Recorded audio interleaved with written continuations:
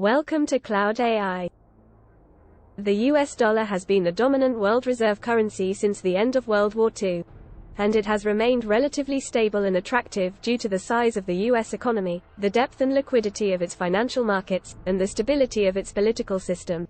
However, in recent years, some countries have expressed concerns about the risks and limitations associated with the US dollar's dominance as a reserve currency. For example, some countries have complained about the volatility and unpredictability of the US monetary policy, which can have spillover effects on their own economies. Others have argued that the US dollar's status as the world's reserve currency gives the United States an unfair advantage in international trade and finance. As a result, some countries have taken steps to reduce their dependence on the US dollar and diversify their reserve holdings. For instance, China and Russia have increased their gold reserves and are promoting the use of their own currencies in international transactions. Most recently, India, China, Saudi Arabia and Brazil have agreed to trade more freely in their own currencies, with many interpreting this as a response to increased borrowing on the part of the Federal Reserve and a sign of the dollar becoming depegged as the global reserve currency. In a recent podcast, Chamath Palihapitiya gave his opinion on the strength of the US dollar. I'm going to take the complete opposite of all of this, which is the anti-Chicken Little version, which is, I think, not much at all changes. I think that debt to GDP will continue to rise, not just for us, but for every other country in the world whose fate is worse than the United States. And I think that on a relative basis, the United States will continue to be exceptional, and that this will not really be an issue in our lifetimes. Okay.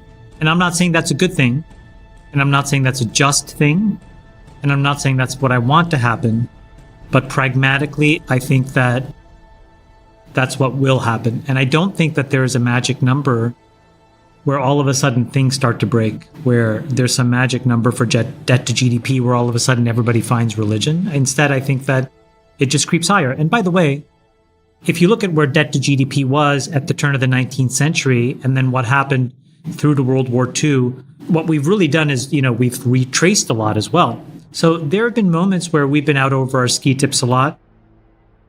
And so I think it's just important to keep in mind that sometimes what works just continues to work. And I keep asking myself the relative question, which is what country, what economy, what group of human capital is better positioned than the United States? And despite all of the things that are screwed up with this country, it's hard to find a better example.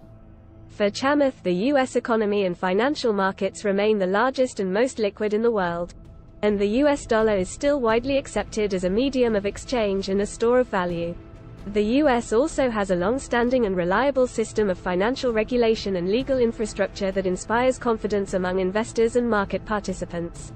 Debt to GDP will continue to rise to higher levels since the Second World War.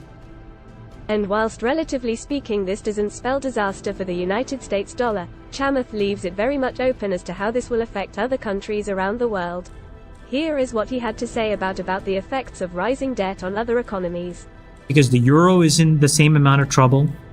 If you look across, it's not as if China is actually sitting pretty and smelling like roses either. Every major economy or trading bloc in the world is going to go through this at the same time. So it becomes a relative trade argument. And there, I just don't know enough to know whether the US is poorly positioned versus Europe or China. But it just seems like you get back to a place where it's like, okay, we need to find the flight to safety. What is the canonical flight to safety?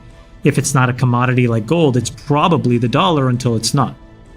Despite recent developments, it is difficult to predict whether the US dollar will be unpegged as the world's reserve currency anytime soon. So long as currencies are still pegged to the US dollar, conditions will always be favorable for the status quo.